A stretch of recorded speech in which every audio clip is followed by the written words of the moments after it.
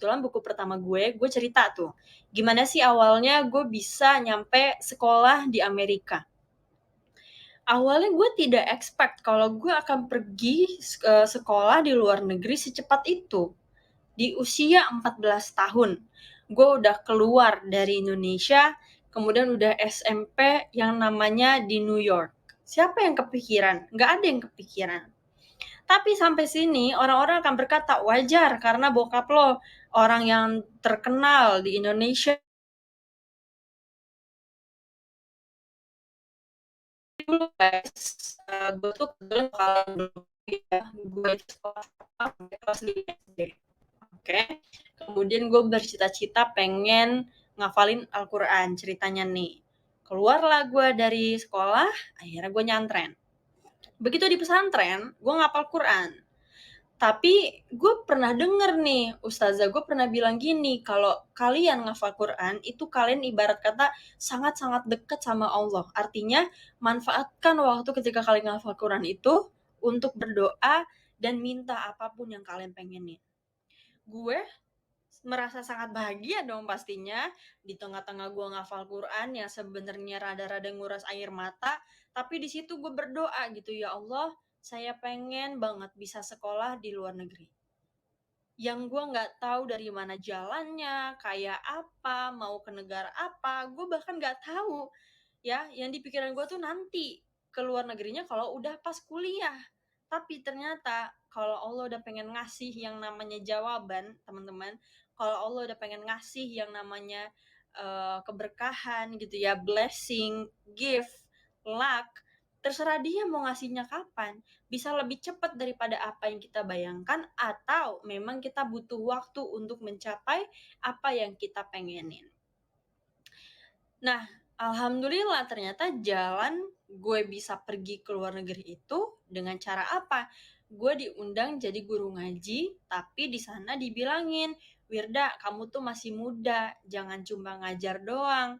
Kalau bisa kamu sekalian sekolah di sini. Akhirnya gue dapet paket double. Tempat tinggal disiapin, makan dikasih, antar jemput dikasih, terus apa lagi? Bahkan disekolahin dan gak bayar sama sekali. Luar biasa kan? Jadi teman-teman, di sini ya gue pengen jelasin lagi dari awal. Ingat bahwa dreams are limitless.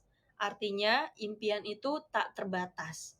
Yang bikin ada batasan-batasan adalah nih, pikiran. Nggak selalu tentang orang-orang yang membatasi kita dari cita-cita kita. Diri kita pun bisa jadi menjadi penghalang dari cita-cita kita sendiri. Let's say, pernah nggak teman-teman ya kepikiran gitu, jangan kita ngomongin profesi lah, contoh misalkan, kita bermimpi pengen punya iPhone 12 Pro Max, katakanlah gitu. Sementara kita tahu jelas bahwa kita nggak punya duit. Lalu kita ngomong apa sama diri kita? Ah, gue mah nggak bakal mampu gitu. Gue mah gak bakal mampu, gue mah gak bakal kebeli iPhone 12, ya kali masa gue jual diri dulu baru bisa kebeli. Jangan dong. Jangan ampe teman-teman. Nah, maksud gue gini loh, banyak orang-orang yang membatasi dirinya sendiri padahal itu adalah impiannya gitu. Hak semua orang untuk bisa bermimpi. Dan teman-teman, let me tell you this, karena dreams are limitless, impian itu tak terbatas, nggak ada patokannya seberapa besar, seberapa tinggi, maka kita boleh bermimpi seliar mungkin, kita boleh bermimpi sebesar mungkin, dan kita boleh bermimpi setinggi mungkin. Dan biarkan siapapun menghalangi kita, dan percaya bahwa yang kita, tapi gue nggak percaya, gimana? Gue udah bilang sama teman-teman, gue bakal jadi pengusaha. Gue udah bilang sama teman-teman, gue bakal jadi artis. Gue bilang sama teman-teman, ya kan? Gue bakal jadi dokter yang terkenal. Gue udah bilang sama teman-teman, gue bakal jadi presiden. Tapi apa jawaban mereka? Nyakitin gue doang, Wir. Emang gimana jawaban teman lu? Mereka nggak pada percaya. Emang mereka ngomong apa lagi? Ya mereka ngatain gue impian gue ketinggian. Ah, lu ngimpi aja lu.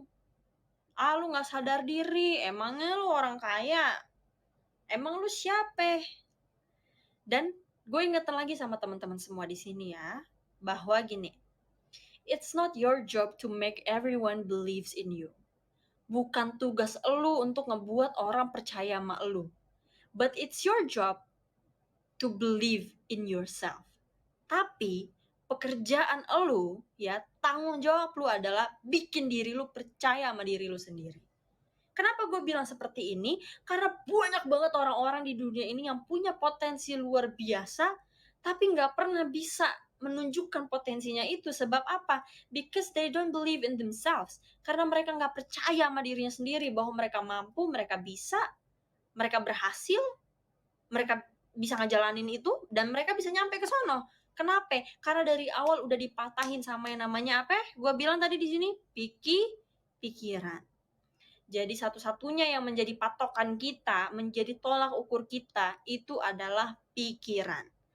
So, kalau kalian pengen punya impian yang besar, you gotta have a big mind.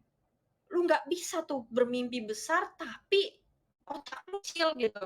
Mimpi besar tapi mimpi lu mentok gitu. Sempit, pendek, nggak bisa. Kalau lu punya impian besar,